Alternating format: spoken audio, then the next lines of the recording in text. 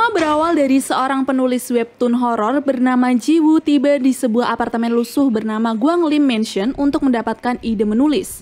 Sampai di sana dia bertemu dengan seorang laki-laki parubaya penjaga apartemen tersebut.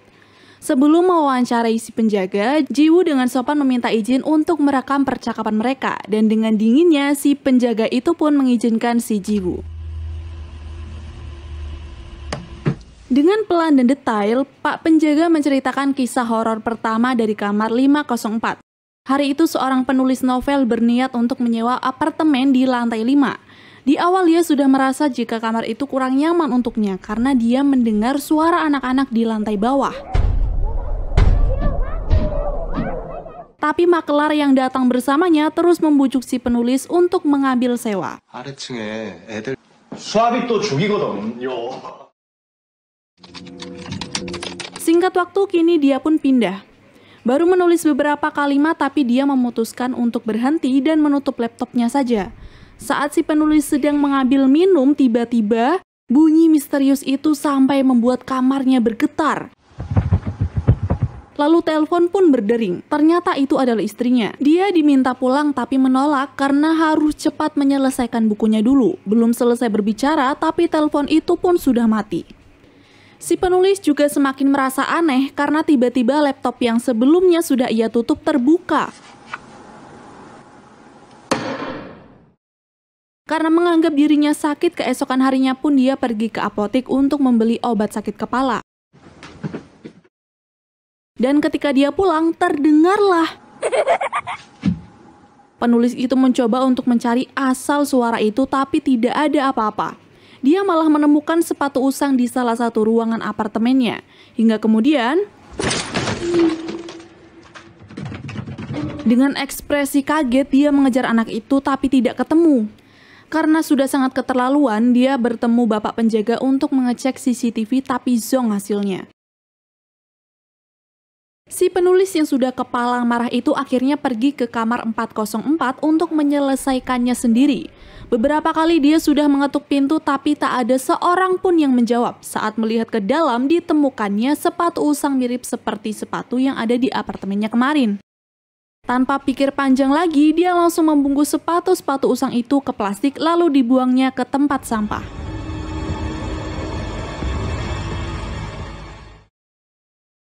Selepas kejadian itu, malamnya si penulis tak bisa tidur tenang. Mendengar sesuatu berada di apartemennya, si penulis langsung keluar dari kamar. Tak ada siapapun, tapi tiba-tiba bungkus sepatu yang dibuangnya sore tadi malah ada di hadapannya. Ditambah seseorang menggedor pintu. Setelah dicek, terlihatlah 3 anak sedang berdiri di luar sana dan si penulis yang kaget berjalan ke belakang lalu terjatuh di atas sepatu usang yang berserakan. Dan ia melihat begitu banyak hantu anak-anak bergelantung di atap kamar.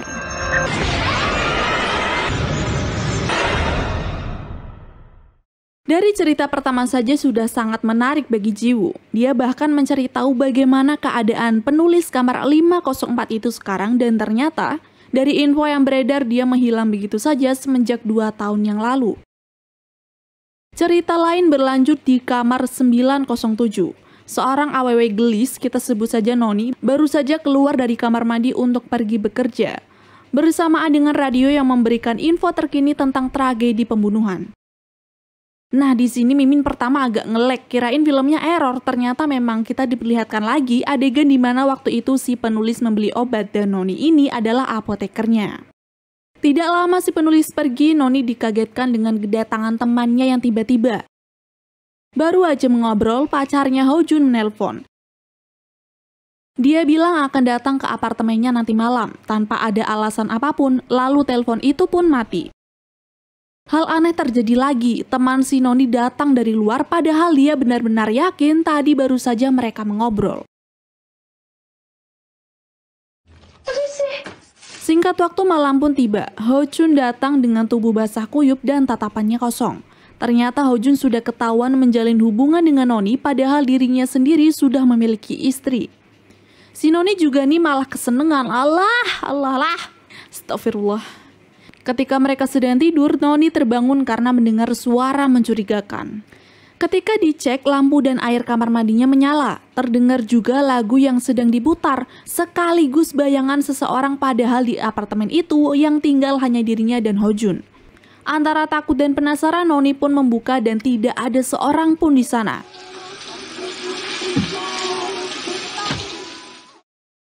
Esok harinya di apotik, 2 orang polisi mendatangi Noni. Mereka mencari Hojun yang sudah menjadi buronan karena telah melakukan pembunuhan terhadap keluarganya. Dan dari sinilah Noni sadar alasan kedatangan Hojun ke rumahnya dan meminta untuk tidak memberitahu siapapun. Tiba di apartemen, Noni melihat Hojun sedang mandi dan membiarkan bajunya tergeletak begitu saja dengan lumuran darah. Tidak ingin pacarnya itu ditangkap polisi, Noni membantu menyembunyikan baju dan bukti lain ke dalam koper. Noni yang sudah ketakutan itu dibuat bingung dengan Hojun yang tidak kunjung keluar dari kamar mandi. Radio berputar sendiri dan tiba-tiba seseorang mengetuk pintu dan itu adalah Hojun. Setelah memastikan yang di luar adalah Hojun yang asli, Noni langsung mengajaknya masuk dan meminta Hojun untuk mengecek kamar mandinya. Tapi yang terjadi di luar dugaan Noni. Dinding apartemen berlumuran darah tiba-tiba. Hojun juga bertingkah aneh dan sosok misterius muncul di belakang Noni.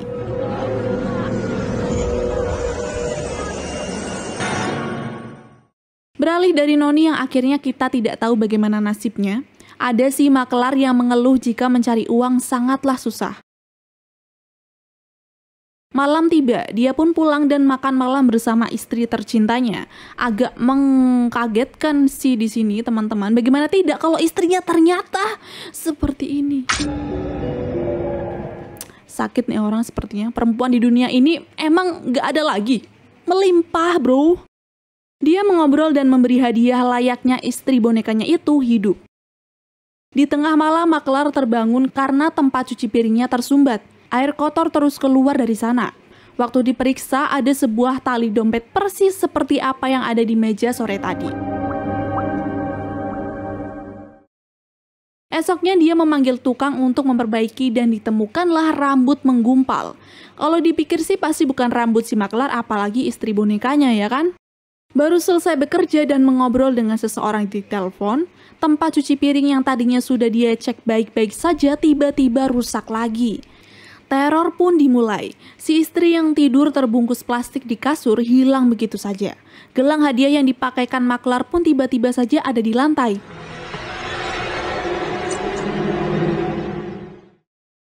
Sejak kejadian itu, makelar jadi stres dan tidak fokus bekerja. Ditambah rumor-rumor horor yang diceritakan oleh rekan kerjanya di kantor tentang apartemennya semakin membuat makelar pusing. Kejadian aneh terus diterima oleh makelar. Pulang bekerja, dia menceritakan keluh kesahnya kepada istri dan bunyi aneh itu datang lagi. Kepala istrinya juga tiba-tiba menengok sendiri. Tempat cuci piring itu pun diceklah sama makelar. Tiba-tiba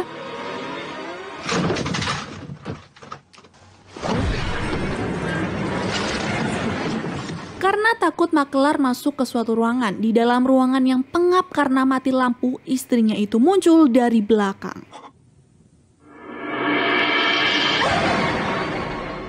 Selepas kejadian menyeramkan itu, makelar jadi stres. Sampai Jiwoo datang dan memberikan beberapa pertanyaan kenapa dia sampai menerima hal-hal mistis seperti itu. Makelar mengatakan jika dirinya sudah mendapatkan kutukan dari para pengabdi setan gereja Guanglim. Dia juga bilang jika kutukan itu pasti akan dirasakan oleh yang lain, tapi Jiwoo tidak mendapatkan jawaban selanjutnya.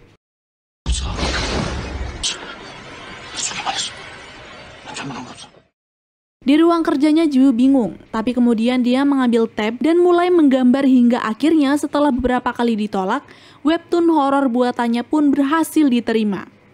Namun di sini Jiwoo diminta untuk memperpanjang ceritanya lagi. Jiwoo yang terobsesi dengan cerita horor di apartemen Guanglim akhirnya memutuskan untuk kembali ke sana dan meminta cerita yang lain. Temannya Dahe sudah berusaha untuk menghentikan Jiwoo. Dia khawatir kesehatan Jiwoo terganggu karena terus bekerja, namun Jiwoo menolak lalu meninggalkannya. Sekarang Jiwoo sudah bersama dengan penjaga. Dia memberikan kisah horor lain di kamar 604. di mana ada seorang mahasiswa bernama Tae-hoon datang ke apartemen temannya Jae-suk dan akan menginap di sana beberapa hari setelah kegagalannya masuk ke universitas. Kedatangan Tae-hoon disambut hangat oleh temannya itu, tapi dia agak risih dengan keadaan apartemennya yang kotor dan lembab. Bahkan makanan di sana sudah berjamur, tapi Jae-suk masih santai-santai saja menyantapnya. Karena sudah merasa tidak nyaman, malamnya pun Tae-hoon mencoba menghubungi temannya yang lain, tapi ia batalkan dan memilih untuk di tempat itu saja. Esoknya Jae-suk langsung bersih-bersih rumah karena sedikit tersinggung dengan perkataan Tae-hoon kemarin. Hari ini dia sendirian di apartemen karena temannya akan bekerja sampai malam. Baru saja mau sarapan, tapi susu yang dia tuang ternyata sudah basi. Bukan hanya susu, tapi semua yang ada di kulkas. Kita diperlihatkan lagi kejadian di apotik ketika Tae-hoon akan membeli obat penghilang jamur, tapi ternyata nggak ada. Wah, agak speechless di sini. Mereka punya kisah horor masing-masing, tapi ternyata dalam waktu yang bersamaan terjadinya. Setelah mendapatkan apa yang dia cari, seharian penuh Tae-hoon membersihkan tempat yang sebenarnya tidak layak disebut rumah itu. Termasuk satu kamar yang paling menjijikan di mana hanya berisi kursi dan foto keluarga Jae-suk. Singkat waktu malam pun tiba. Jae-suk tiba dan tidak berkata apa-apa setelah melihat seisi rumahnya itu bersih. Bukannya senang lalu berterima kasih, Jae-suk malah marah-marah kepada Tae-hoon. Dari situlah niat untuk pergi pun ada. Tae-hoon langsung menyiapkan kopernya dan menghubungi temannya yang lain. Saat akan berangkat, teleponnya tiba-tiba mati. Ruangan apartemen juga kembali berjamur seperti sebelumnya. Pintu salah satu ruangan terbuka sendiri dan seketika suasana menjadi sangat mencekam. Jae-suk lalu datang dan meminta maaf kepada Tae-hoon, tapi dia bersikap aneh sampai tiba-tiba benar, dia bukan Jae-suk. Dia adalah penunggu apartemen yang sudah lama tidak ditinggali itu.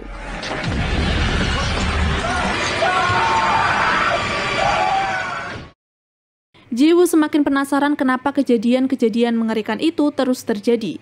Dia menerka-nerka apakah benar jika apartemen Gwanglim dibangun oleh para pengabdi setan di gereja yang disebutkan oleh maklar. Jawaban si penjaga hanya menyuruh Ji-woo untuk melihatnya sendiri sambil memberikan kunci.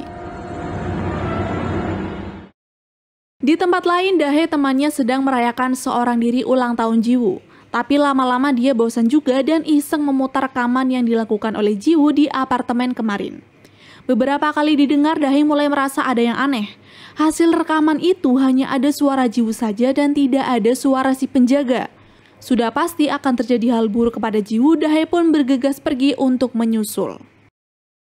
Kembali lagi pada Ji-woo, sekarang dia akan menuju kamar 1504. Saat menggunakan lift, dia bertemu orang aneh yang terus menghadap tembok. Hingga ketika Ji-woo menengok, orang itu meliriknya dengan senyuman aneh. Ji-woo yang sudah ketakutan pun langsung keluar dari lift dan meninggalkan orang itu. Tapi tiba-tiba dia melihat di ujung koridor orang itu lari mengejarnya. Melihat ada lemari kosong, Ji-woo pun bersembunyi di sana dan memastikan orang itu benar-benar sudah pergi.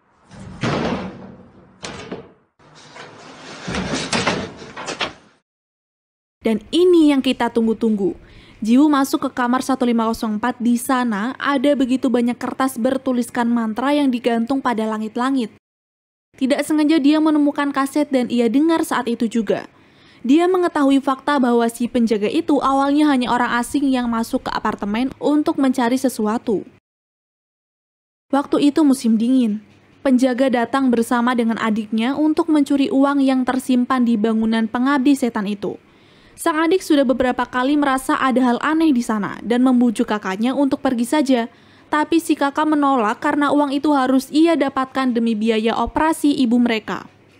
Menggunakan perkakas yang dibawa, mereka pun masuk. Adik yang pertama kali menemukan lemari dibuat kaget oleh lendir dan rambut seorang wanita. Karena sudah sangat takut, dia meminta untuk pulang saja, tapi kakaknya yang bebal dan gila uang terus mencari kunci untuk membuka lemari tersebut. Dan ditemukanlah jasad ketua pemujaan. Entah tahu dari mana, si kakak main buka mulut jasad itu dan menemukan kuncinya. Saat dibuka lemari itu, tumpukan uang benar-benar ada di sana. Sambil berteriak senang, kakak langsung memasukkan uang tersebut ke dalam tas. Sedangkan si adik hanya diam dan mengajak kakaknya pergi karena mendengar lonceng gelang kaki si pemuja. Secara bersamaan kakaknya juga tiba-tiba hilang. Dalam situasi mencekam itu, si adik bergegas pergi dan tidak lupa membawa uangnya kembali ke mobil. Sial, kuncinya tidak ada padanya. Ketika dia sedang sibuk mencari, si kakak datang dengan tatapan kosong, tapi ternyata itu adalah si ketua pemujaan.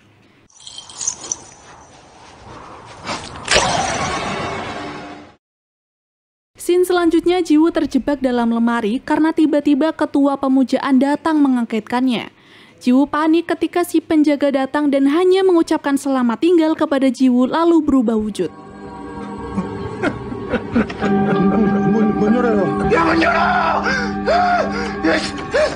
Dan inilah nasib akhir si Jiwoo yang asli.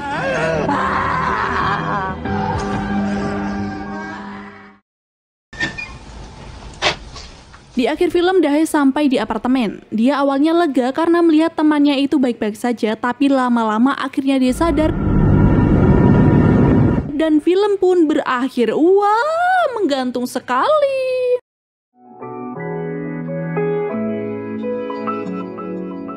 Memang benar kata orang-orang, film ini punya akhir yang membagongkan, tapi Mimin tetap mengacungkan 2 jempol nih karena takjub sama makna tiap ceritanya dan gak ketinggalan twistnya itu loh, gak terduga. Dari film ini kita belajar bahwa memang ada saatnya kita harus fokus untuk mencapai kesuksesan, tapi jangan sampai terobsesi. Banyak negatifnya loh. Contohnya susah membedakan mana teman, mana hewan, mana setan. Saya Mimin Sarasa dan jajaran direksi yang mewakili orang mimisuhan sedunia mengucapkan terima kasih.